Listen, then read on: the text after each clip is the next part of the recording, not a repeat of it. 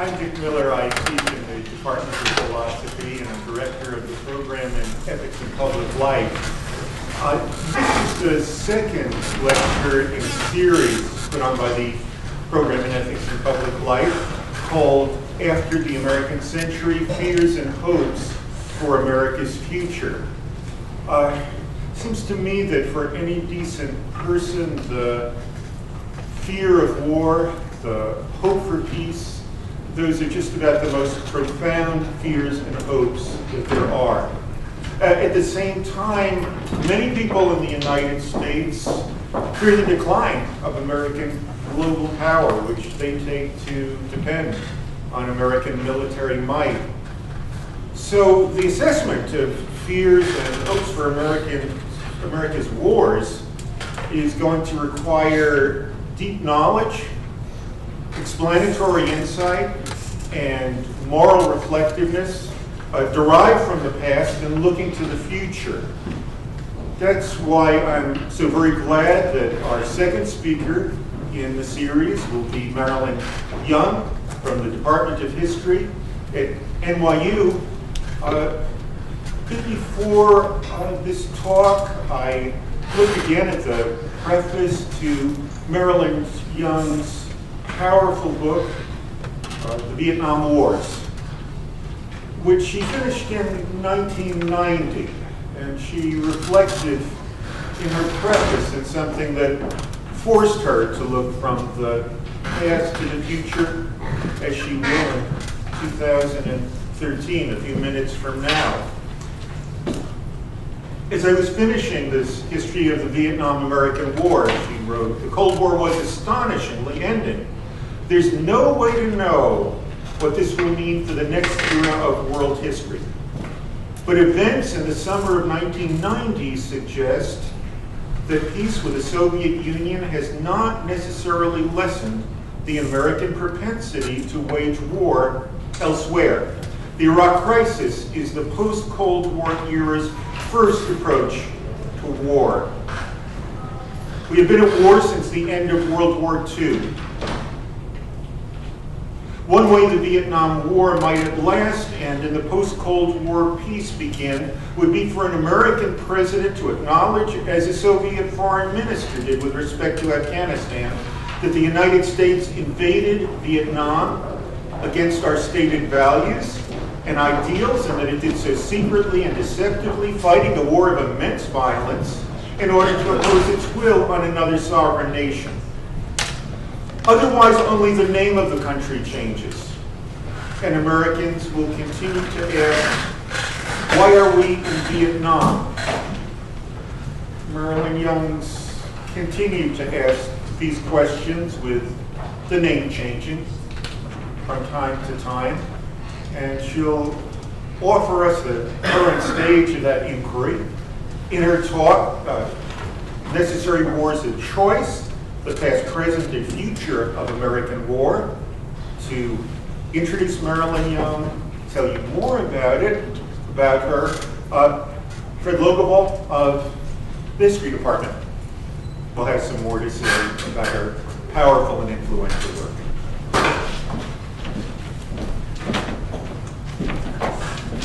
Well, good afternoon. Delighted to see all of you here. Most of you I see on the left side of the room, for whatever that means. I'm very pleased to be here with you and have a chance to just say a few words about Marilyn Young, who is professor of history and also collegiate professor at NYU. And for me, I think it means something personal for me to be standing here before you and saying a few words, and I'll say just a few things about that in a moment. But to just give you a little bit of Marilyn Young's background, she has been the recipient of fellowships from the Guggenheim Foundation, the National Endowment for Humanities, and the ACLS.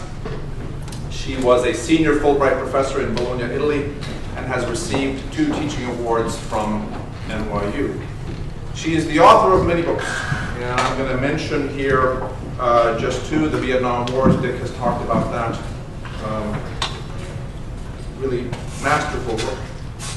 Also The Rhetoric of Empire, and Transforming Russia and China.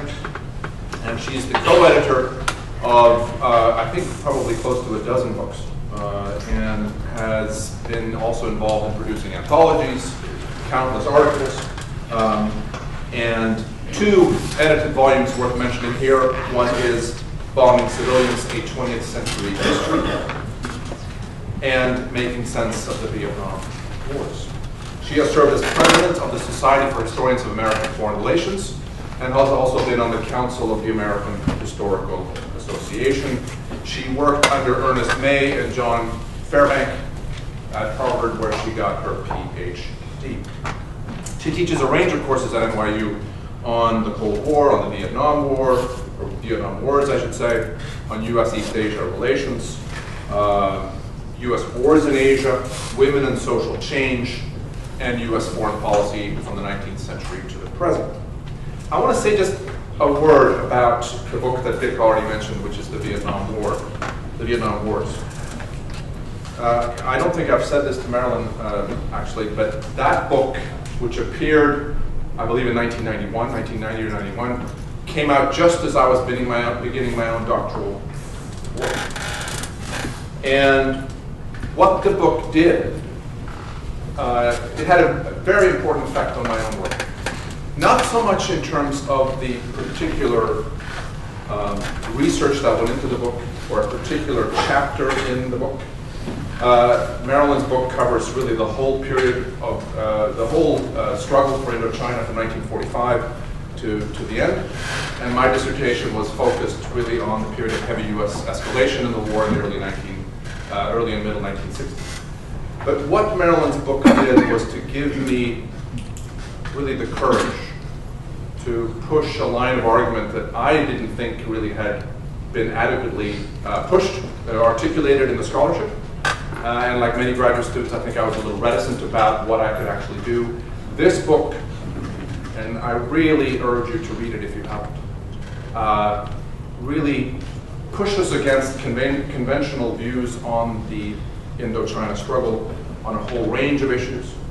It showed me that an argument that I think had taken hold in the scholarship, which suggested that however we might view the Vietnam War now, in the context of its own time in the early and middle 1960s, any president would have done what Kennedy and Johnson did. Any set of policymakers would have taken those actions to Americanize them, with all that that implied. Marilyn's book showed me that I didn't have to make that kind of argument. The evidence was leading me in a different direction anyway.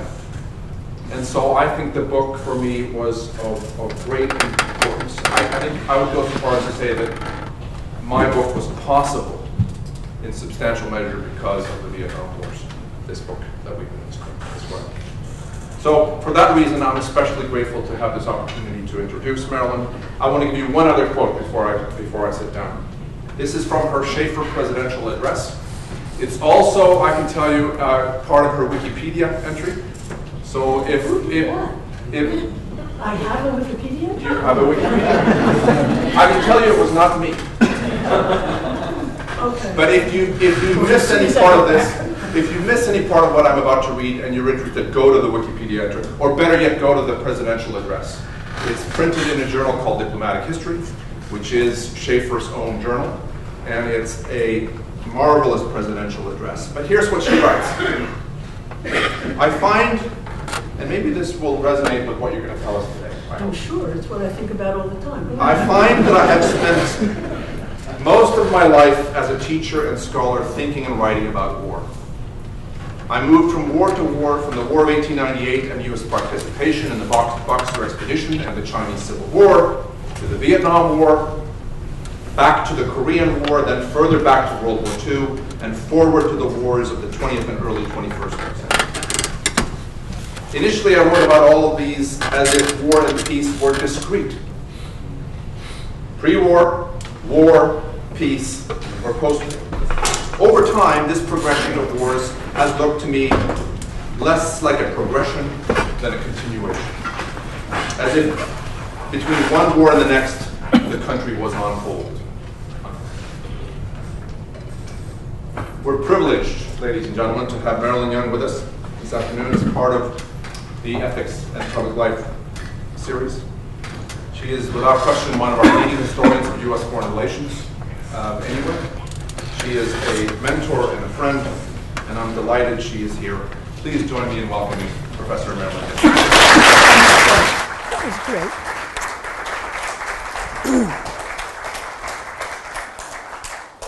I think my mics, yes, my mics are about to go on. Is the sound okay? I want to thank Dick Miller for inviting me, and both Dick and Fred for introducing me. If my book made Choosing War, Fred's first great book, possible, that is just terrific. I'm very pleased to learn that. Here's a pathetic thing about the preface that Dick read to you from. When I finished that book, I really thought that the United States just couldn't make war anymore. I mean, I had just shown how terrible, useless, wrong it was. And the next thing I know, there's Desert Storm. And I felt personally insulted. And I have felt personally insulted ever since. I want to begin with 3 quotations. The first gives you a taste of war, a little taste. It's from Benjamin Bush's memoir of his year in Iraq.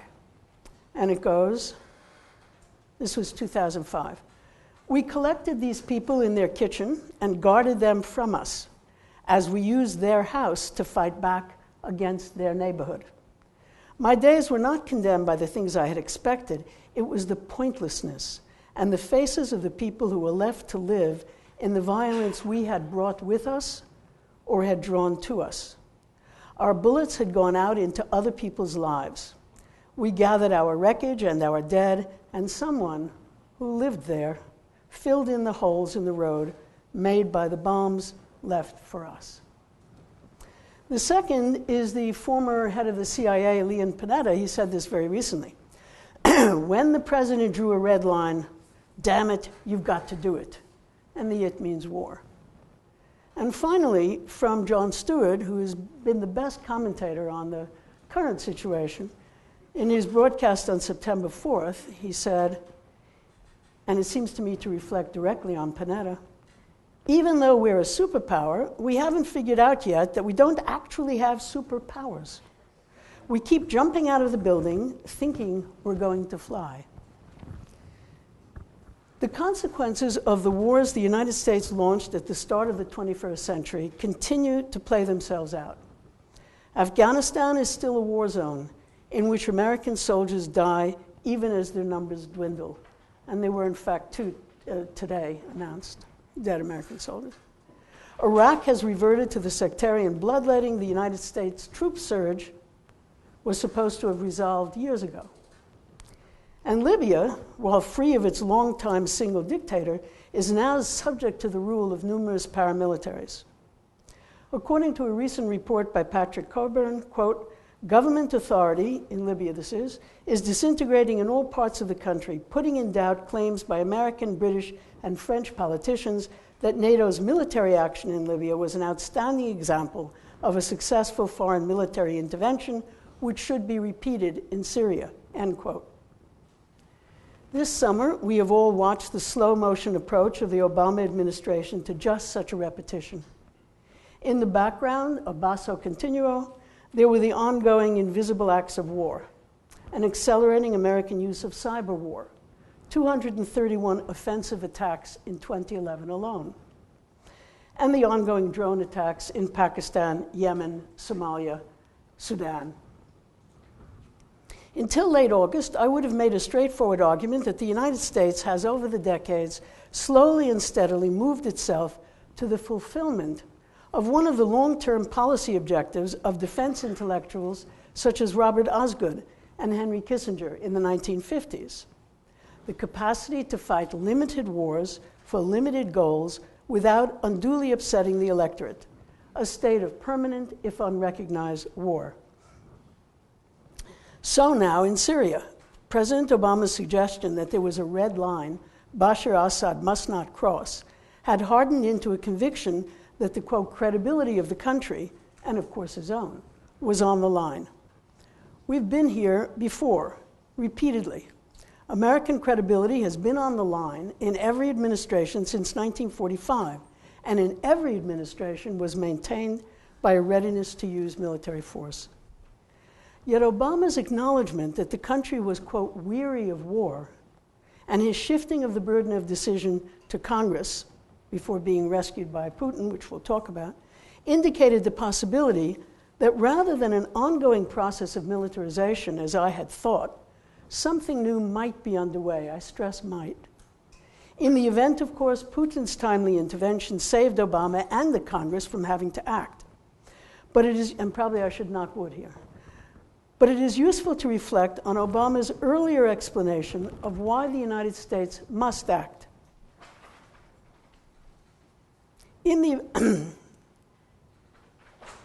His explanation began with a but. Quote, "But we are the United States of America, and we cannot and must not turn a blind eye to what happened in Damascus. Out of the ashes of World War, we built an international order and enforced the rules that gave it meaning.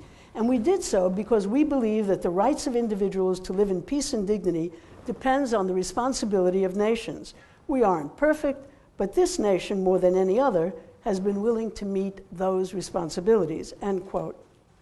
It is unclear to me the extent to which any substantial portion of the American public still accept this qualified expression of the United States as what Madeleine Albright once called the indispensable nation.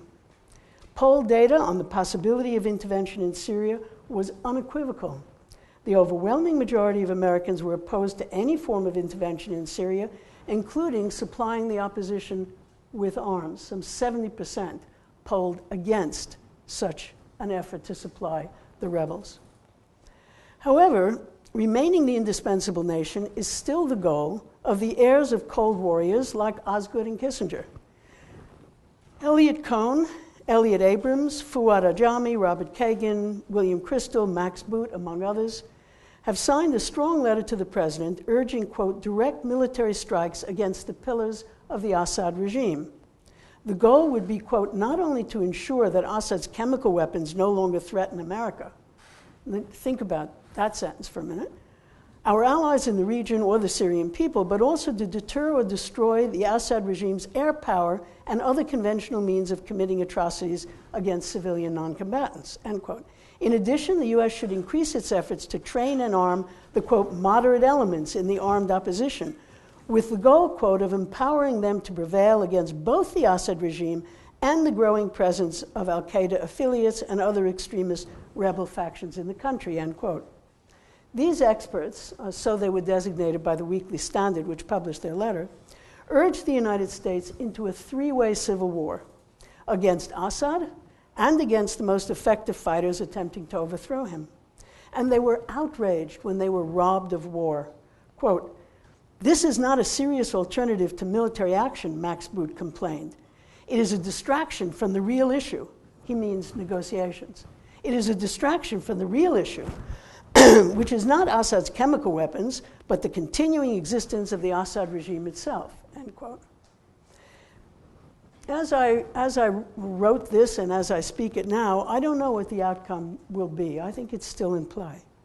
But for the first time since the end of the Vietnam War, I feel the country is at a point of choice, whether to insist on maintaining and exercising its one claim to superiority, military power, or find some other approach to international relations, one that involves negotiation, international cooperation, a way out of war. Perhaps the allergy to war that followed the end of the Vietnam War, the war in Vietnam, perhaps that allergy has recurred, an Iraq syndrome, which might, like the Vietnam syndrome earlier, once again make the use of force abroad more difficult than presidents and policymakers would like. I'll return to this question in my conclusion. But my talk this afternoon is about how we got here, and I think, well, maybe just because I'm a historian, I think how we got here matters. I think the past matters. How the present state was characterized about a decade ago by Lawrence DeRitta, Special Assistant to Secretary of Defense Rumsfeld. Quote, "We've always thought of post-hostilities as a phase distinct from combat. The future of war," he went on, is that these things are going to be more of a continuum. This is the future for the world we're in at the moment. We'll get better at it as we do it more often. And he was right about everything except the last phrase. My title, Necessary Wars of Choice, is drawn from an essay by a commentator with whom I am usually at odds, Robert Kagan. Shortly after Obama declared that he would withdraw the United States from Bush's chosen war in Iraq, but continue the war of necessity in Afghanistan, Kagan observed, quote, "The claim of necessity wipes out the moral ambiguities inherent in the exercise of power," end quote. The same claim of necessity answers the question, why are we in whatever particular country or countries the United States happens to be in at the moment? The claim of necessity is rarely questioned.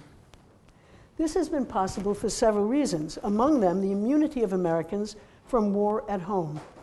Americans' inability to imagine being bombed rather than bombing has enabled the repeated use of force by their government. And I should note that all of America's limited wars involved massive amounts of bombing. More significant, perhaps, as a shield against the reality of bombing, was the way the Cold War functioned so that wars of choice could be fought and military force could serve as an ordinary instrument of policy. Let me explain.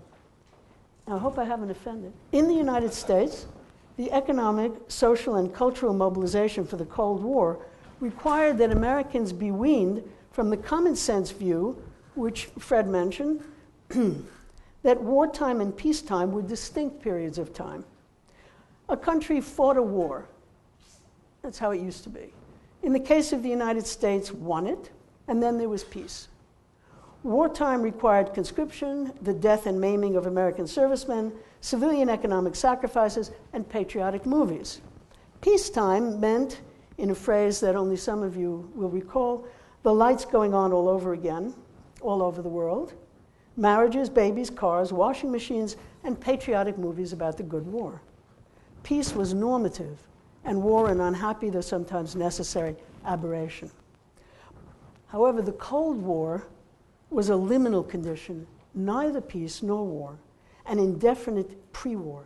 For this to be accepted as an ongoing state of affairs, Americans had to correct what the leading theorist of limited war, Robert Osgood, called their, quote, faulty habit of mind that regards war as a thing in itself rather than a continuation of political intercourse. End quote. Instead, Americans thought of war, and Osgood really hated this, either as a crusade or as something to abolish. Osgood wanted the country to understand the use of force in Clausewitzian terms, an instrument for obtaining concrete, limited political objectives. The United States must be held in a state of permanent readiness. Occasional hot wars would be limited in terms of weapons, duration, and objective, since the alternative might unleash an annihilating nuclear war. And the public was asked to attend to this state of things along a very narrow band of concern.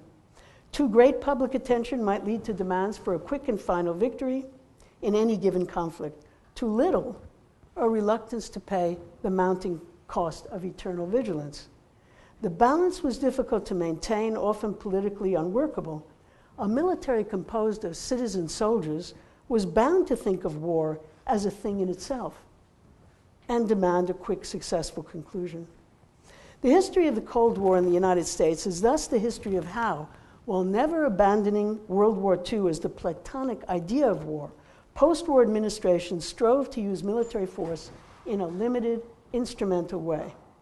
To this end, they had to create a public tolerance for the use of military force abroad as normal rather than aberrational.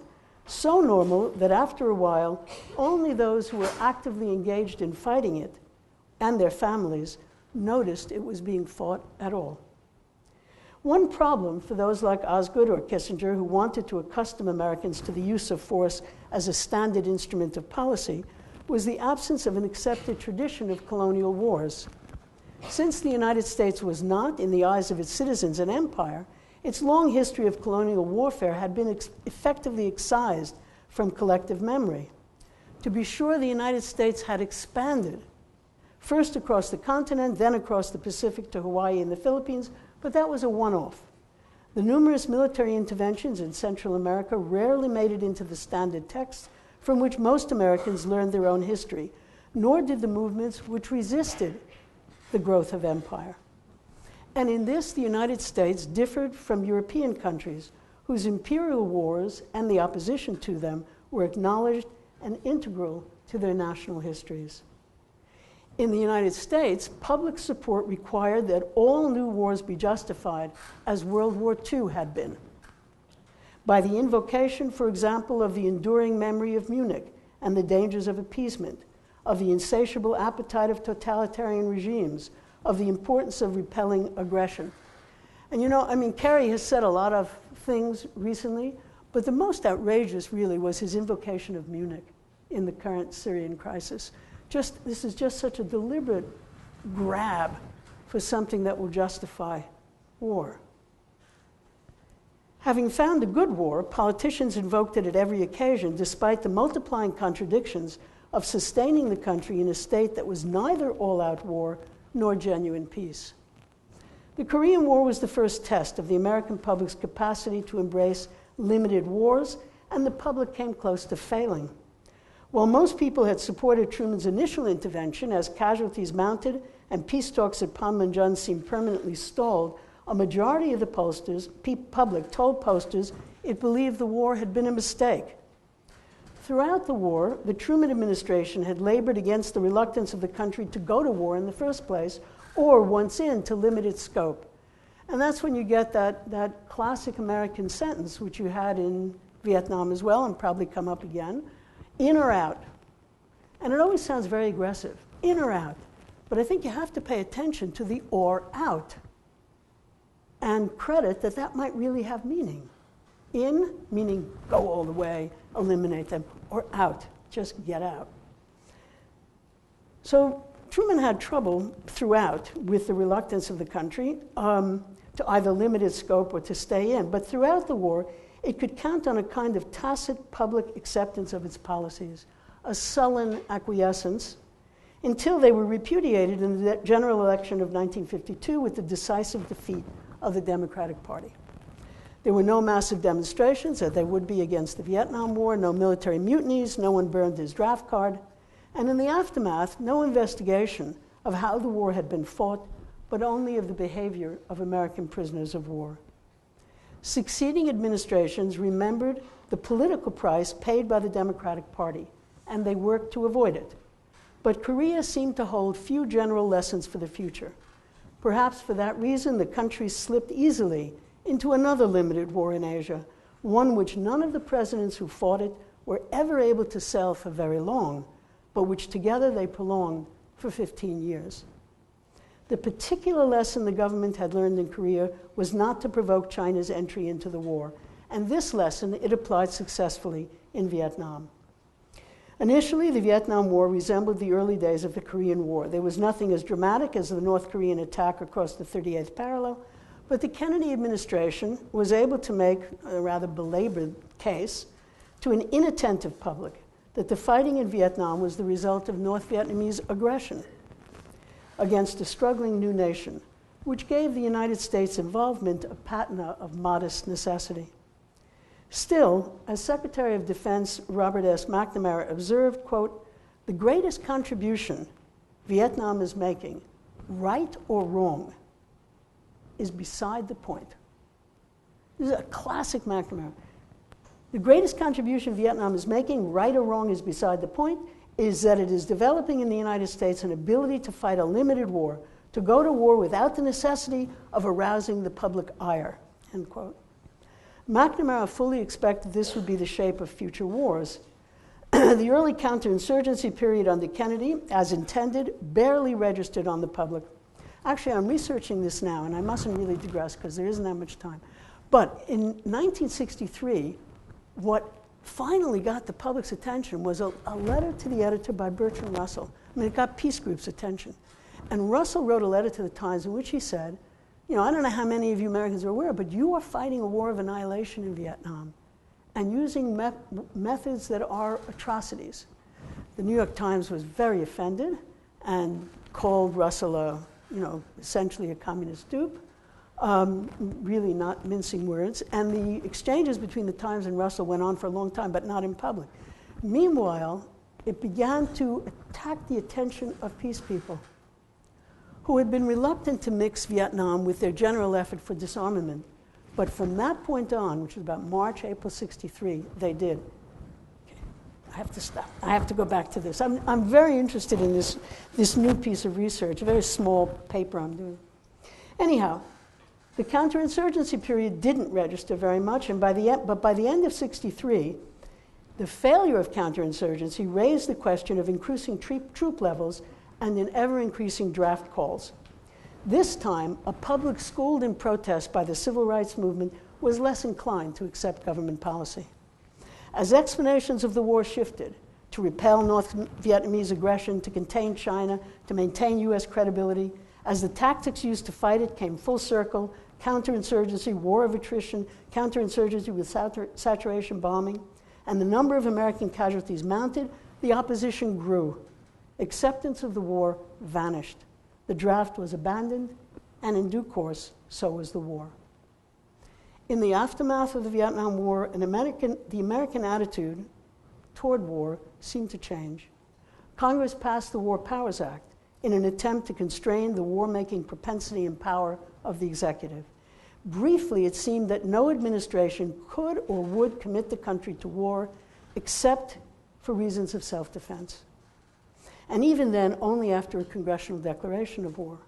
The general repudiation of the use of armed force abroad was so fierce it was given a name, the Vietnam Syndrome. It was as if the country had become allergic to war in all its forms.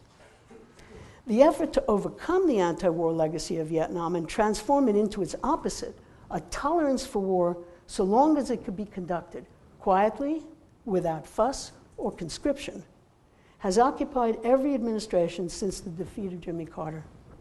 One approach to the cure of the allergy to war featured small homeopathic doses of war, notable for their outsized names and the near total absence of American casualties. I don't know how many of you remember Operation Urgent Fury. The name is very evocative. Urgent Fury was the rescue of students who couldn't get into American medical schools from unknown dangers in Grenada. And then there was Operation Just Cause. You remember Just Cause? Some of you do. Just Cause was the successful assault on the drug lord Manuel Noriega in Panama. No one commented on the semantic oddity of launching specific military operations in the absence of an ongoing war. Because usually, you have Operation Rolling Thunder, but that's inside a war. These were operations outside of any particular war. Meanwhile, the military, recovering from the demoralization of the Vietnam War, set about building an all-volunteer professional army and devising a new doctrine for its use. The Weinberger-Powell doctrine was like an insurance policy against all that had complicated the Vietnam War. There would have to be strong public support before any war began. Force would be used massively rather than incrementally, goals would be limited, the exit clearly marked, and a declaration of victory thus assured. And in 1990, just when I was writing that preface, George H.W. Bush field tested the doctrine. One might think that with the Cold War over, ending in what most Americans understood as an American victory, it was time to enjoy the peace dividend, the profit owed Americans from their investment in hot and cold wars of the preceding decades. Surely the president would be hard-pressed to find a suitable enemy. But as one war hawk told a fellow conservative, Saddam Hussein came along and saved the country from the peace dividend. Once again, the casus belli was aggression. Gulf War I was described by the president and the mainstream media as a mini World War II. Saddam Hussein was Hitler. Kuwait stood for occupied Europe. Appeasement was unacceptable. In accordance with the Weinberger-Powell doctrine, months were spent gathering public support. This was the Desert Shield part of the operation. Press control was strict, and in this and every other particular, and they really thought it through, this was not Vietnam. Once more, albeit on a smaller stage, the United States had beaten another Hitler, liberated a country. This was war as it was meant to be, And at its conclusion, President Bush declared that the country had, quote, kicked the Vietnam syndrome. John Hay dubbed the War of 1898 a splendid little war, and just a little short of its centennial celebration, George H.W. Bush seemed to echo Hay. His splendid little war was an antidote to Vietnam, a ringing message of American intent to diversify and dominate in the Middle East, a flexing of military muscle. American casualties were light, 148 dead in combat as compared to 100,000 Iraqi combat deaths, and no one counted the Iraqi civilians. In this radical disparity of dead and wounded, Desert Storm recapitulated all of America's small wars from the 19th to the 21st centuries. It was a mix of limited war and total war, satisfying the public desire for decisive victory with the administration's more modest goals, and fulfilling, in part, Robert Osgood's hope that the United States finally would learn to use force for, quote, concrete, limited political objectives, end quote. Bush had demonstrated that the United States could emerge victorious in a chosen limited war. His son was far more ambitious. The new policy was set in the 2002 National Security Strategy, whose language and attitudes sound archaic today, and I'll just remind you of them a little bit. I mean, they've been really outstripped by events. The 2002 Security Strategy opened with the assertion that the 20th century ended in a decisive victory for the forces of freedom and a single, sustainable model for national success, freedom, democracy, and free enterprise. That's a quote. Those all three go together. America would use its economic power abroad to encourage pro-growth legal and regulatory policies, lower marginal tax rates, sound business policies, and free trade. And free trade was defined as a moral principle. The National Security Strategy was a blend of neoconservative American domestic order, American prescriptions for the world, and American military supremacy. American military force must be strong enough, quote, to dissuade potential adversaries from pursuing a military buildup in hopes of surpassing or equaling the power of the United States. September 11th enabled the Bush administration to pursue, with less opposition and greater violence, the policy implication of the national strategy's vision. Bush would use America's immense military might to establish effective U.S. global domination in the name of liberal capitalism, Western values, civilization itself, under the mantle of a large and necessary war, the global war against terror. Bush could launch small wars against Afghanistan and Iraq, as well as threaten Iran and North Korea. Yet despite Grenada, Panama, Gulf War I, and 9/11, Bush's administration was as haunted by the limited war gone bad, Vietnam, as its predecessors. As early as October 21st, 2001, R.W. Apple, an old Vietnam hand, considered the war in Afghanistan under the headline, quote, "A military quagmire remembered, Afghanistan as Vietnam," end quote. The war in Afghanistan began with massive bombing raids. I don't know how many of you remember that, but they were. Followed by the dispatch of a relatively small number of combat troops, which 7 years later had to be increased. Yet because the increase never involved general conscription, dramatic tax increases, or significant economic sacrifice by the public at large, after the failure of the massive protests in February 2003, the public remained, as it had been during the Korean War, perhaps unhappy, disenchanted, but quiescent, which is all the government needs. The Bush administration deflected questions about the launching of the war in Iraq to predictions about what would happen after the United States withdrew. Sort of the classic statement of this position was made by David Kilcullen, General Petraeus' close advisor, who said, quote, "I was very critical of the war in Iraq in 2002, saying we shouldn't be doing this. Once they decided to go ahead and do it, I felt it as my duty, as a military guy, to help do it in the best possible way, minimize the damage, as it were." The new hope for America's limited war in Iraq lay in its redefinition as counterinsurgency warfare. Article after article wondered why the counterinsurgency lessons of Vietnam had been forgotten. In some renderings, the claim was that counterinsurgency had actually won the war in Vietnam before losing it again through the irresponsibility of the press or of Congress or the anti-war movement or all three. In other accounts, the claim was only that counterinsurgency would have won in Vietnam had it been practiced early enough, hard enough, long enough.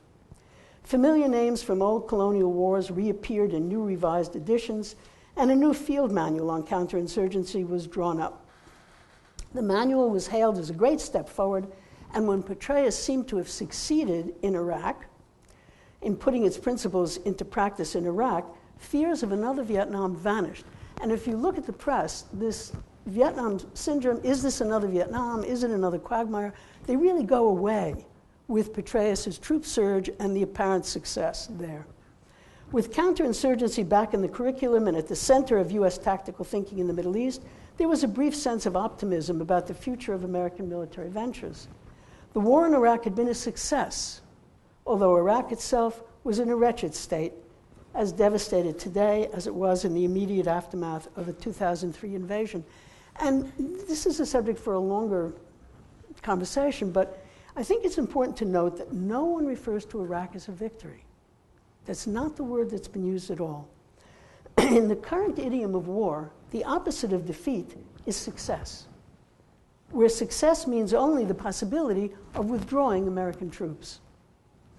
Surely, the argument went on, the lessons of Iraq could be applied in Afghanistan. The focus of the discussion in Obama's first year in the presidency was on tactics. Counterterrorism or counterinsurgency? Should the U.S. reduce its forces, concentrate on using drones and special forces to hound al-Qaeda anywhere in the world?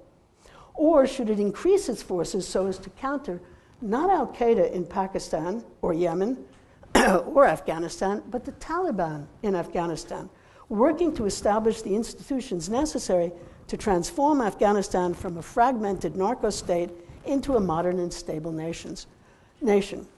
Both approaches look to the Afghanization of the war, which has meant a radical increase in the size and power of the Afghan army and police, trained, equipped, and paid for by the United States.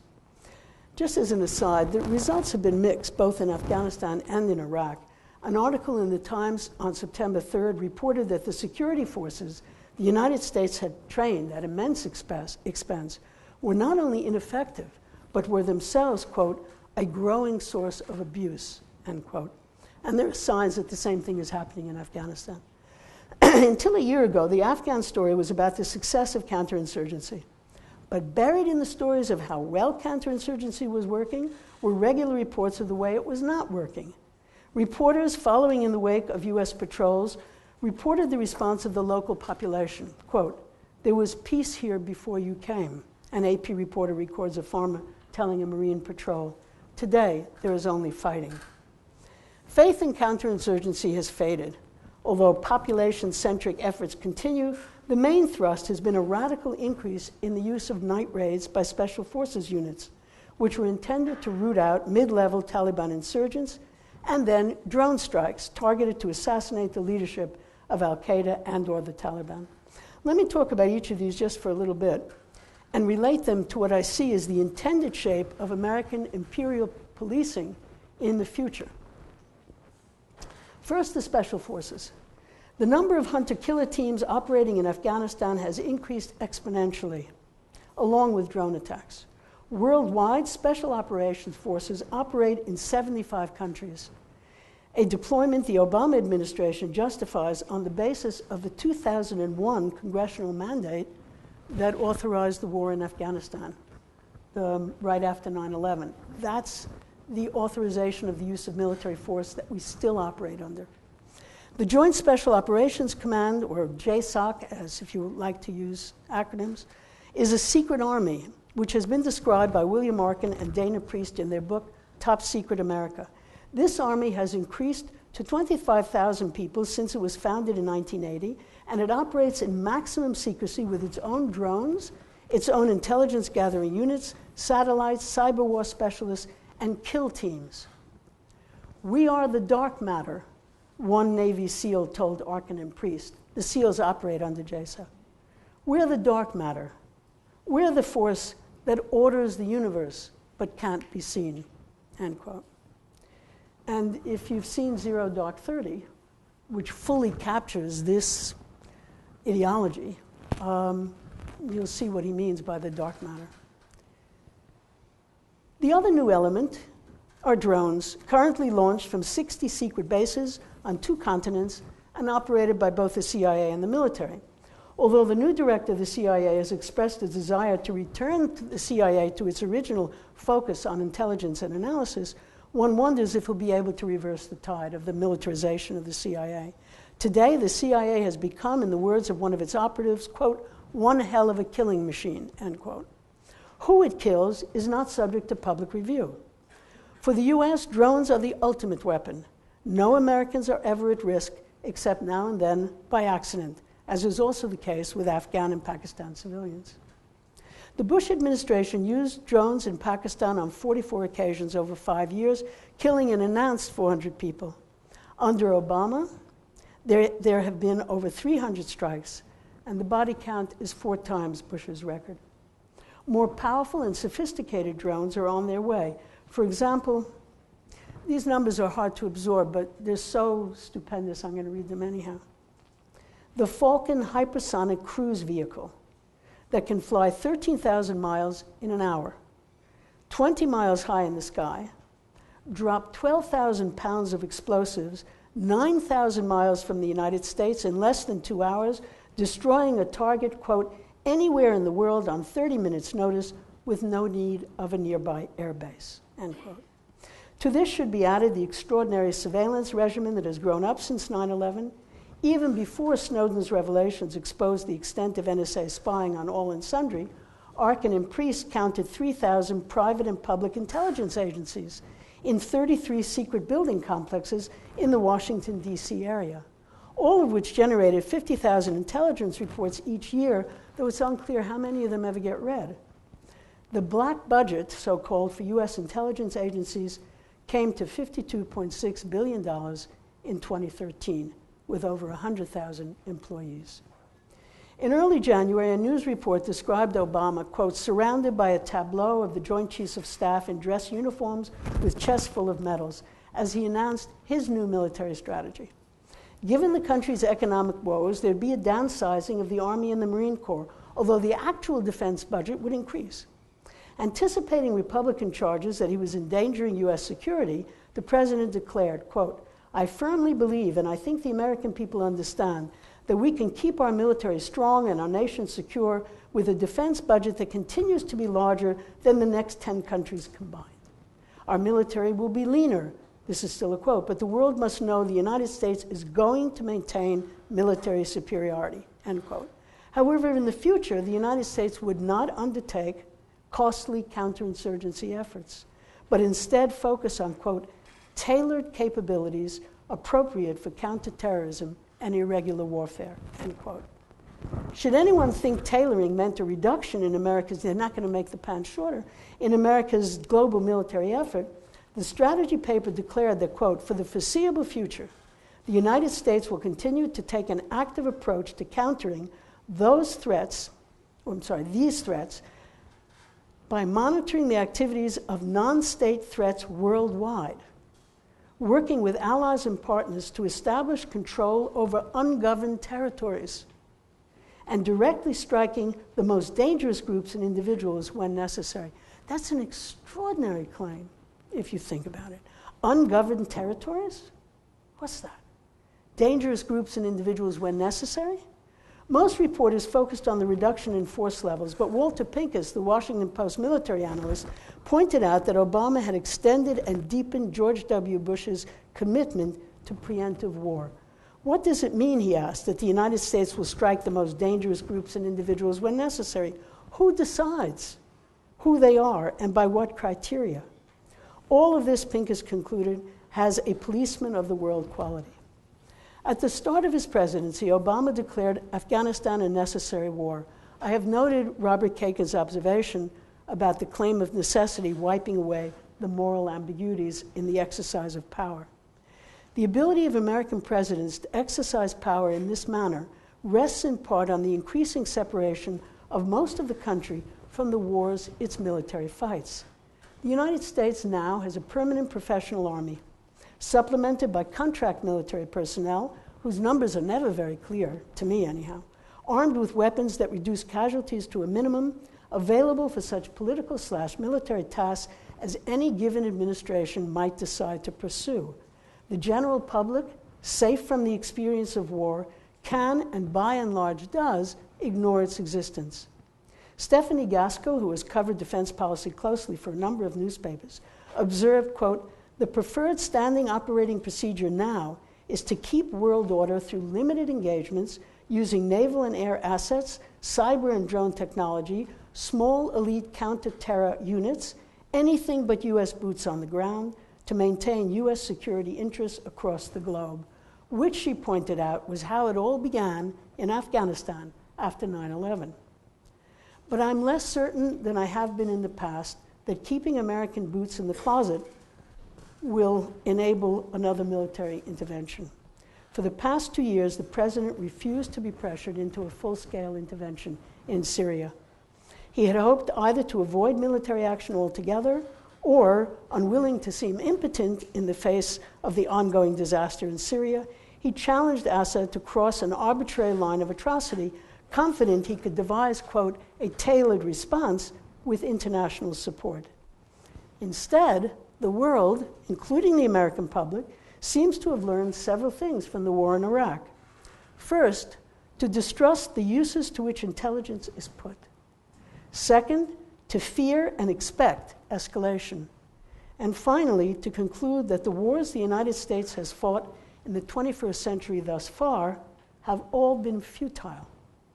Without either conscription or an ongoing anti-war mobilization, without even close media coverage of these wars, the country has nevertheless become, in Obama's words, weary of war. To be sure, the administration resisted using the word war in connection with any action it might take in Syria. "We are not asking America to go to war," Secretary of State John Kerry explained to Congress. His evidence, quote, "I don't believe we're going to war. I just don't believe that. That's just not what we're doing there," end quote. "It's a limited and focused operation," General Martin Dempsey, head of the JCS, explained. I spoke at the start. This is just an aside. Truman had the same problem in Korea. In one of the first press conferences after the Korean War started, reporters said, "So what do you? Is this a war?" And there was silence from Truman. And finally, a reporter says, "It's a police action, right?" Truman says, "Yes, that's what it is." And then there's a great Korean War movie in which one soldier says to the other, "If this is a police action, where are the cops?" I spoke at the start of an Iraq syndrome. In the case of Vietnam, getting around the syndrome entailed countering that syndrome, a determined effort by policymakers and defense intellectuals to find a cure. It was a direct effort to find a cure so the force could be used again at the discretion of the executive and with minimal interference from the public. This was achieved, as I indicated, through a variety of means, not least the work of pundits who reinterpreted the Vietnam War as wrongly fought rather than wrong in and of itself. A tactical, not a strategic error. It is likely that a similar effort will be made with the Iraq syndrome. If, as a new intervention is broached, someone points to the failure of the wars in Iraq and Afghanistan to achieve peace in those countries, the likely response will be, well, the United States pulled out too soon. Already, one Brookings Institute analyst, William Galston, has written an alarm about just such an Iraq syndrome. Quote, "The question is whether this new sentiment," he wrote in an early Wall Street Journal, I was about to say Washington Square News, that's my campus newspaper, Wall Street Journal column. "The question is whether this new sentiment will dominate policy, whether acting for the wrong reasons in Iraq will prevent acting for the right reasons in Syria. The United States," Galston argued, "is the guarantor of the global order, which we took the lead in creating and from which the United States benefits. Quote, the task of U.S. leaders is to remind the people that we have a lot to lose if others come to believe we're no longer willing to bear the burdens of leadership," end quote. Galston doesn't specify what those losses might be. For him, the ability of the United States to act with force on such problems as it deems necessary must be preserved. A reluctant public is a drag on that ability, though not absolutely incapacitating. More problematic has been Putin's last-minute intervention and his apparent bid for equal status with the United States. Even more galling was his calling out of American exceptionalism. Quote, "It is extremely dangerous to encourage people to see themselves as exceptional, whatever the motivation," he wrote, or Lavrov wrote in his name. "There are big countries and small countries, rich and poor, those with long democratic traditions and those still finding their way to democracy. Their policies differ too," end quote. And then, recalling Obama's own peroration in which he called on God to bless the United States of America, Putin concluded, quote, "We are all different, but when we ask for the Lord's blessings, we must not forget that God created us equal," end quote. The man has a terrific sense of humor. Everything about Syria is still in play, and I do not know what the outcome of the current situation will be. In the interim, between Obama's calling on Congress to vote on the issue and Putin's intervention, there was the beginning of a real debate in town hall meetings, in letters to the editor, in national and local newspapers, and in a sudden surge of anti-war petitions, demonstrations, and appeals. Opposition is apparently strong within the military as well as the general public. Before the current wave of opposition to intervention, I would have concluded this talk by quoting General Petraeus' remarks to Bob Woodward about the war in Afghanistan. Quote, "I don't think you win this war. I think you keep fighting. This is the kind of war we're in for the rest of our lives and probably our kids' lives," end quote. And that remark prompted Andrew Basevich to ask whether we have all now become prisoners of war. And that's where I would have ended, full stop. Prisoners of war, all of us. But the aftermath of Obama's brief move towards a new war in Syria, in that aftermath, there's the glimmer of the possibility of a prison break. And that's where I'll conclude now. Who knows what will happen tomorrow, but that's where we are now, I think. Thank you. Is there time for questions? Would you like to call on people, or should I? Yeah, no, I'll call on people. I don't know how much time we have, that's the question. Until 6 o'clock. Oh, So fine. now we have time for discussion. I'd just like to make one. But people should feel free to leave. They're not, there's always that moment of imprisonment when a talk ends. Anybody who needs to go should not feel bad. You have to leave. I will take it personally, but it's all right. I won't leave. If you have a question or a comment, please stand up and speak loudly. The reason is it's actually rather hard for people in the audience to hear other people in the audience, in this auditorium. Okay. Questions, comments? Yes. Yeah, I have one. I do have to leave. I appreciated your talk. My question is, since the U.S. controls about 70% of the world's arms trade, and the pressure from those arms dealers are to keep war going, the prison break seems to me to be less possible. Well, of course, prison breaks occur even when the entire community is earning big bucks off having the prison in their community, right? But let's drop the metaphor. The only way to deal with that kind of thing is with public pressure. I mean, there's no other way. You have to have public pressure brought to bear to say, we don't need this, there are other things that can be done. In 1945, there was this terror of peace conversion, to be sure averted by the creation of the national security state. My point is we don't have to go back there. There are things to be done with money that now goes to defense contractors. Suppose you cut the defense budget, as David Stockman suggested, in half. Just cut it in half, from $600 billion to $300 billion, and then use that money productively. Why not? Or just gave everybody a tax break, whatever. The point is, this inflated defense budget, and it's defense in quotes, it's a war budget. It doesn't seem to me impossible, through organization, to begin to think how to overcome it. It's what peace groups have been about all along. I mean, granted, not with great success, but you just keep working. What else? You're more hopeful about that than I am. Well, only today. Tomorrow, Yeah, public power is awfully strong in public pressure. Recently, given the constraints of the two-party system, in particular, seems to be very weak. well, you could be right. I mean, for most of the time, you have been right. What do I think? I hope. I have this hope. I think the fact that we didn't go to war, that Obama was stopped by a combination of the democratic system in the UK working, to everyone's astonishment. You brought it before the representatives of the people, and they said, no, you may not go to war. I think that was stunning. And that Obama then felt he had to bring it to Congress, and then there was this explosion. I mean, John McCain goes home, and people are yelling at him. The Georgia Peach Parade, or whatever there is, people on the sidelines have big signs, no war in Syria. Now, it seems to me at least conceivable that some of that can be translated into a longer term of not just avoidance of war, but doing something else with the economy. They keep saying it on the radio, and it's astonishing to me that there isn't somehow more of a response. 45 million Americans living in poverty, poverty defined as $23,500 for a family of 4.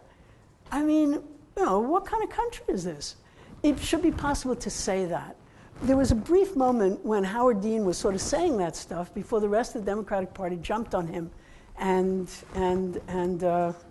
just robbed him blind. I mean, that was the end of that. But there was that moment, and Dean was talking about that kind of thing. Lately, I haven't been in agreement with him. That's okay. When he was running in the primaries, he was articulating this, and there was a real response. I think it's possible to get a response from many different perspectives, including up to limits, the libertarians, who are against all of this as well. Why not? You're just a pessimist.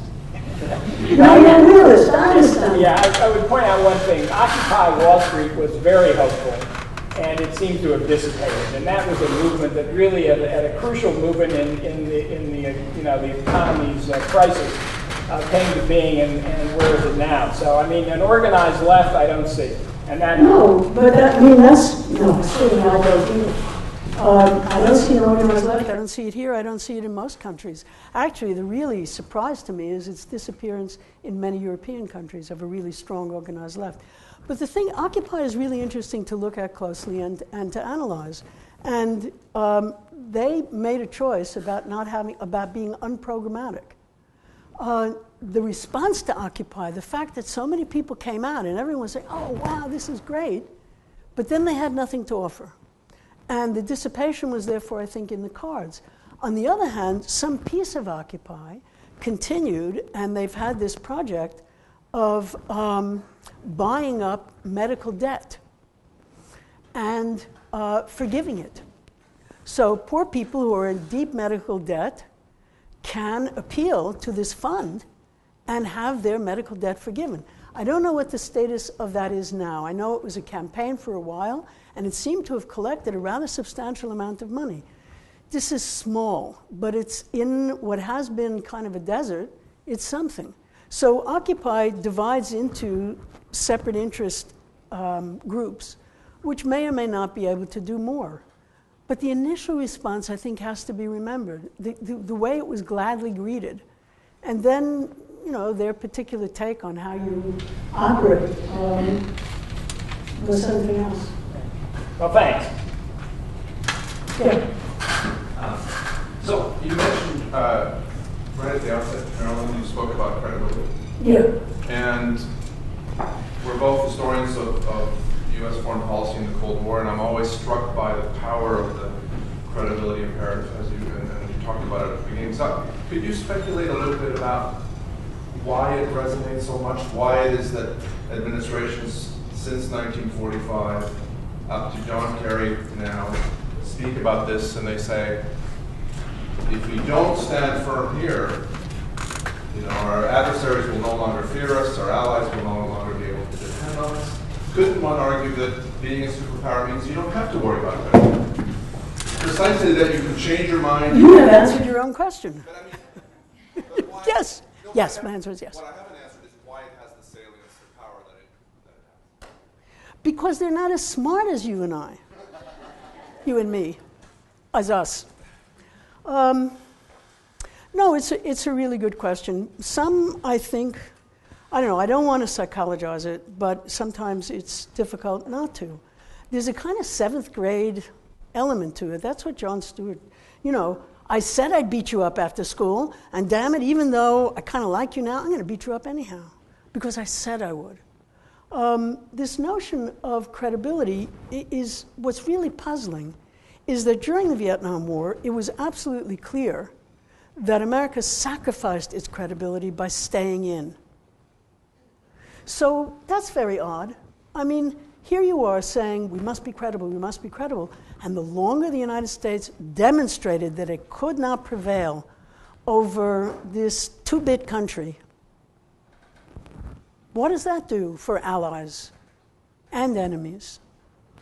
Well, actually, they look at the devastation and they say, yeah, thank you, not for me. But, you know, you can do it that way. We can beat you up so bad, you won't want to go to war with us? I mean, I think that the temptation to argue on the grounds of credibility it's a habit of thought that's not examined and never explained to the public at large. So the real fear is, but you know, no, let me turn the question back. If credibility in what I promise is so important, how come no president fulfills any campaign promise? I mean, promises are broken all the time. Nobody doubts the power of the presidency. No? I mean, I don't know how to explain it, except as I think what's necessary is every time the word is used, one has to protest and say, no, credibility is not involved. That is a really dumb concept, and we can get rid of it. It has gotten us into terrible trouble. It has made us look absurd to any thinking individual. We're not going to use it anymore. We know our strength. We know our interests. We'll act on our interests. My problem is that, you know, it's a question of who's our. I mean, the interests of some people in the United States are not my interests, and they will pursue them. So that's where my pathetic little appeal for mobilization and struggle and fighting back comes in. I don't see many sources of it, but I don't know how else to think about it, other than to say one protests in any way one can. And this has been an opportunity. There's this little break in the wall of war. A wall of war that's enabled because none of you will go to war unless you want to. And if you want to, you can, but otherwise you don't have to. And when I talk to audiences like you during the Vietnam War, especially in the period when there was a lottery, every male in that audience was scared, and with good reason. Their choices were run away, resist bravely and go to prison and maybe get raped, or acquiesce and go to a war that you didn't believe in for a second. That necessity has been removed, and that has given the executive power for war immense leeway. I had thought permanent leeway, and that's why I keep coming back to what just happened. It's not permanent. People do get tired of these are futile wars, and people realize that, and they don't want them anymore. That seems to me an amazing shift. I say that, and then I have to back up and say, maybe. Maybe it is. I hope it is. Yeah. So you say we're ill of Iraq syndrome. Do you think that we're still susceptible in the same way that the Vietnam syndrome was to a type of Gulf War situation? Sure. Do you think if the leadership just finds a good war that everyone's like, okay, that was great, do you think there's anything different now as opposed to back then that would make these movements survive more than that? I really don't know. I think that faced with an Iraq syndrome, there will be a mobilization to overcome it. Syria may have been the wrong place. There'll be another opportunity. I'm really not worried about opportunities for the use of American military power. So I think that the Iraq syndrome will be then something to be overcome. The Iraq war itself will be reinterpreted so that it can be used for current needs. I think that's very likely to happen. There's a possibility this is a real break. It's only a real break if something more happens. You know, and so far, I don't know what the outcome is going to be with the negotiations that are currently ongoing. Assad agrees to sign on to the Convention Against Chemical Weapons. What is going to be asked of him? Will he be able to do it? How do you negotiate a situation in which you've already said that you want one party to the negotiations out before you ever start negotiating. I mean, there's such hard stuff ahead, but the pause in the drive to using military power matters, and it can possibly be used. That's what I think. It's a really limited thing I'm saying, and I defer to the gentleman who doubted my optimism. It probably is right, but still, you hope. Why not? Yeah, Chandra.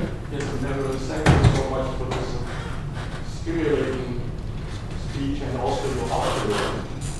I share you. And the sense and interestingly, all the previous wars, you find that even without the kind of ambiguity we are having now in describing the efforts we're going to make as the just one. War in Iraq, Afghanistan, and Vietnam and Korea, it's communist evil. Mm-hmm. But Syria, they're all bad guys. Well, that's the other big change, is that there's really no one to support it. No, that's an indication of larger situation we are facing. Yeah, I think that's Isn't Russia our enemy?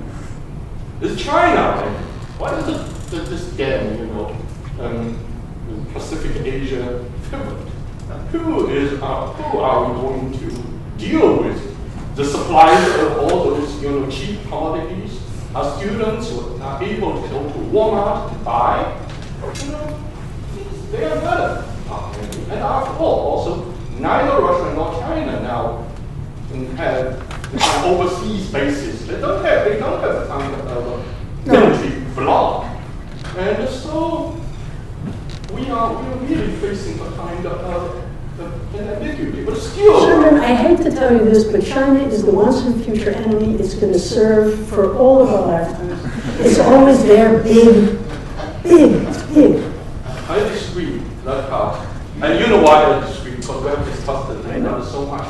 I just think it's there to be used. There's going to be think Hillary Clinton, she'll find a way. My point, actually, my question is it this kind of ambiguity? First time in recent history, in U.S., capacity and ability to define international enemy will that point to the really real challenge we are facing, which is. Well, one of the things, think about the use to which human rights, humanitarian intervention, responsibility to protect, all of that have been put and may be put again in the future.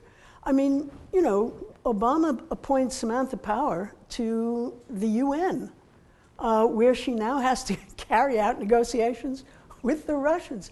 It's such a punishment for her. I actually, if I didn't dislike, I would feel sorry for her. But anyhow, but she uses, and was very serious about it, humanitarian intervention, militarily expressed, is a responsibility of the United States. Okay, we pass it up this time.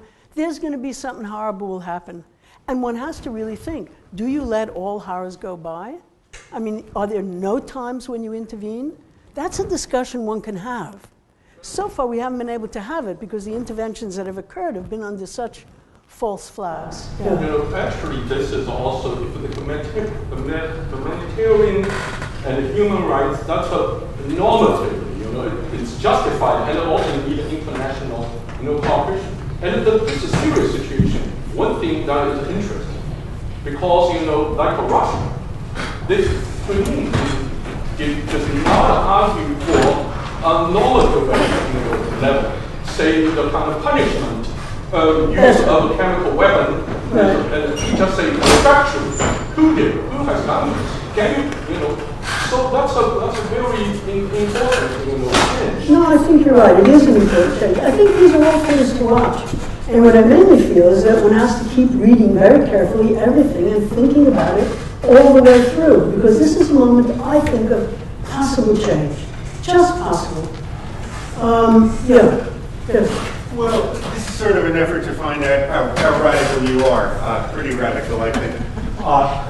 Do you think that there's been no productive role for the threat power of the United States to play in containing dangerous great power, in containing dangerous regional power, dangerous tyrant. There have been bad regimes out there, or is it that if you're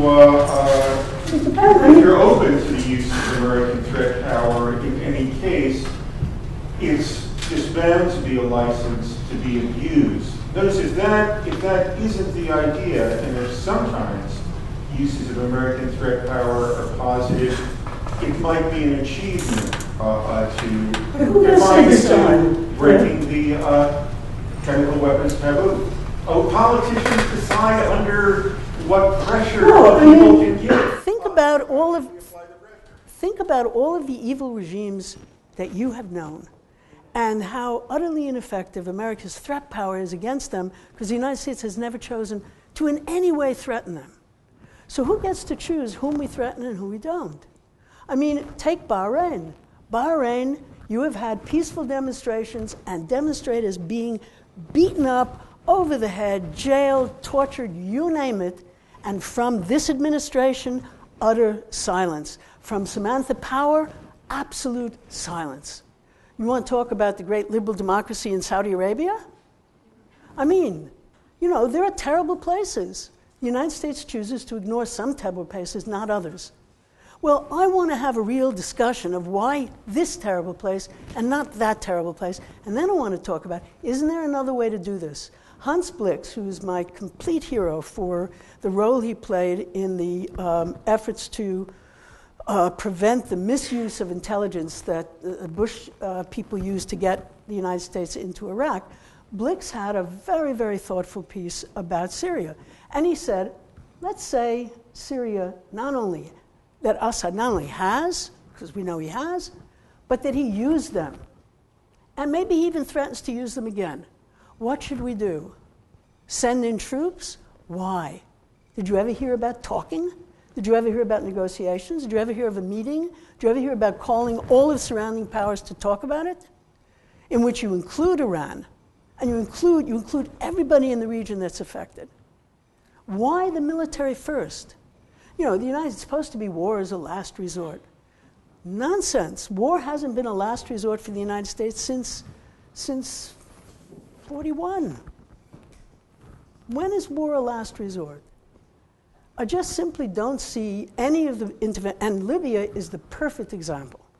Libya, Obama is very proud. Samantha Power, it says in the New York Times, was very, very influential in pushing Obama into Libya. And he led from behind. This is wonderful. We're leading, but we're from behind. We're not being, okay.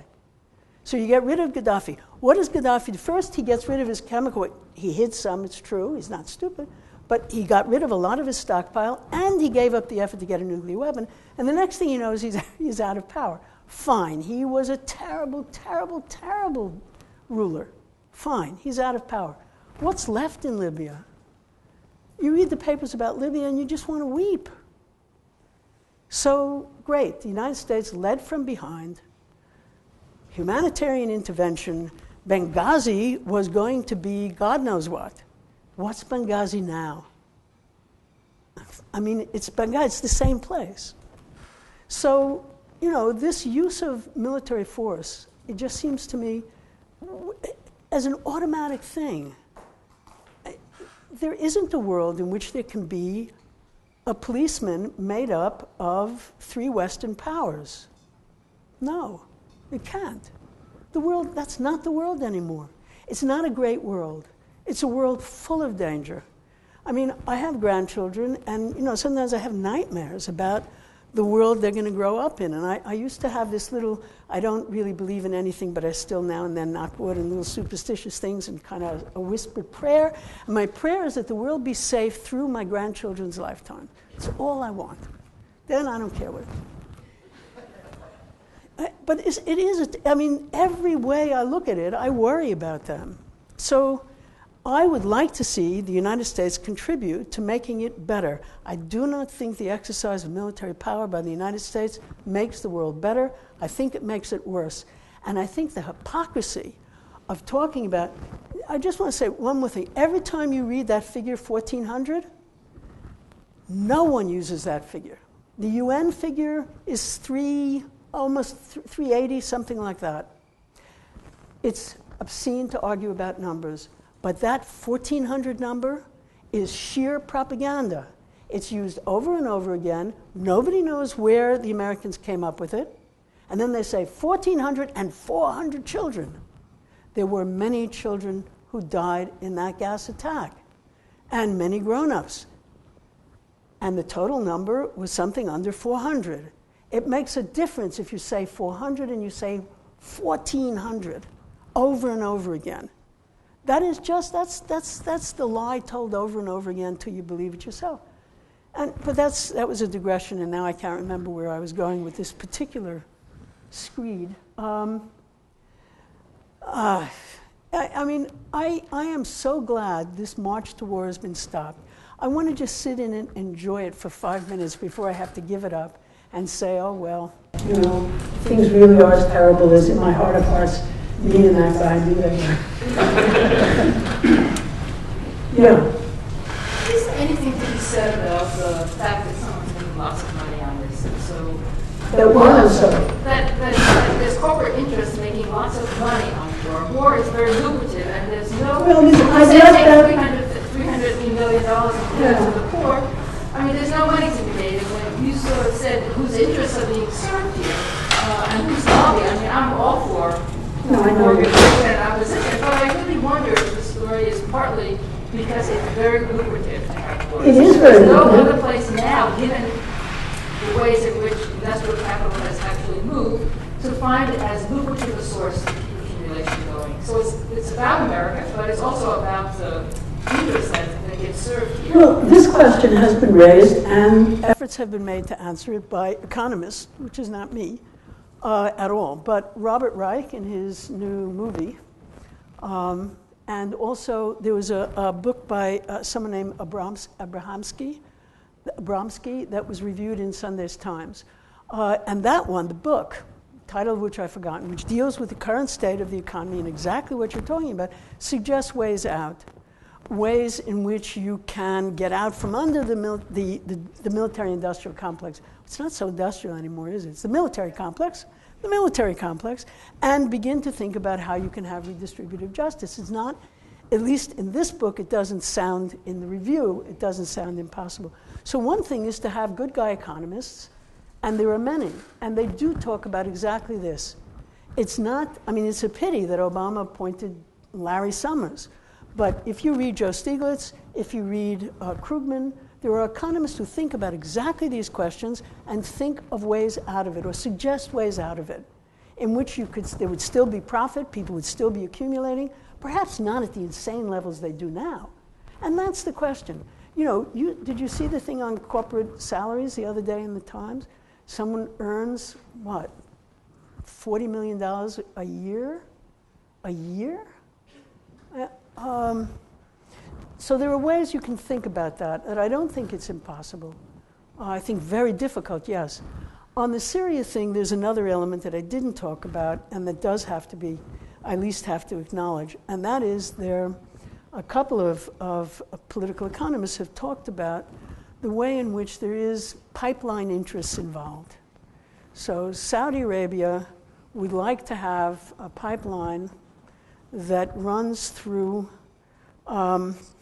that runs through a Syria controlled by the opposition, not by Assad. And I've forgotten the exact route, but it's a natural gas. And it draws on Qatar's natural gas field. Qatar has a natural gas field which it shares with Iran. Iran wants a pipeline that goes Iran, Iraq, Assad, Syria, and out to Europe. Saudi Arabia wants one that goes from Qatar through. How much of a role does this play? I honestly don't know. It certainly plays a role in Saudi policy, for sure. Does it play a role in American policy? I don't know. It's a question. Right, the pipeline issue has come up in Afghanistan, it comes up in Syria. It's certainly present. Is it causative? How determinative is it? I have no idea. I think it's as well to keep it in mind, because when you know there's a specific economic interest, you can also begin to speak out against it, which you can't do if it's invisible to you, which most of the time it is. Yeah. I haven't heard you mention anything about Congress. Since the Vietnam War, I mean, Congress in theory is the only group that has the power to declare war. Right since the Gulf Tonkin Resolution, the president will be able to go to war wherever he wants. And the only reason that Syria was stopped by going to Congress wasn't because Congress decided it wasn't going to go to war, but the president went to Congress. I don't know why, but he did. And even while he was going there, all of the talking heads said, why is he going to Congress? He doesn't have to go to Congress. Well, doesn't that have something to do with Bush? Sure. Well, there was, there was this moment. The War Powers Act did make a stab at controlling executive use of force abroad. You were supposed to, the executive was given 90 days, I think. I can't remember. They could do what they wanted for 90 days, but then they had to come and talk to Congress. I mean, it wasn't very strong, but it was a bit of an effort to reverse the trend that has pertained since the only time in my lifetime that Congress has actually declared war, which was 1941. So there's some efforts have been made to reverse the trend. Obama's going to Congress this time is very interesting. The fullness of why he went, I don't know. I think it had something to do with the British. I think he was worried about the use of force in Syria and wanted a resolution that would cover the case. And I think he was, as everyone was, surprised by the reaction.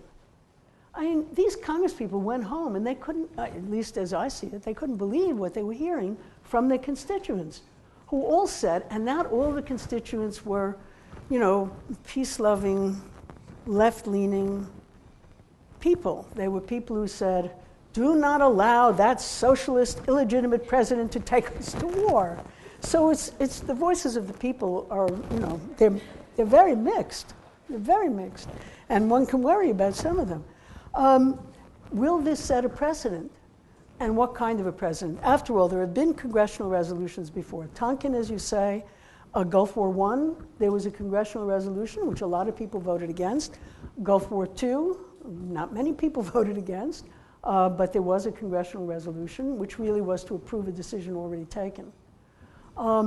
Obama left this more open, which who knows if this could be precedent building? I don't know. It depends on the president and the situation. I can imagine a president who would say, gee, remember 20 years ago when Obama didn't go to war and took it to Congress? Why don't we do this? Because I don't think this is a good war despite the pressure. One can imagine it being used as a precedent in the future. It's a possibility. It's awfully nice as an idea to go to Congress. Although this Congress, who knows? I mean,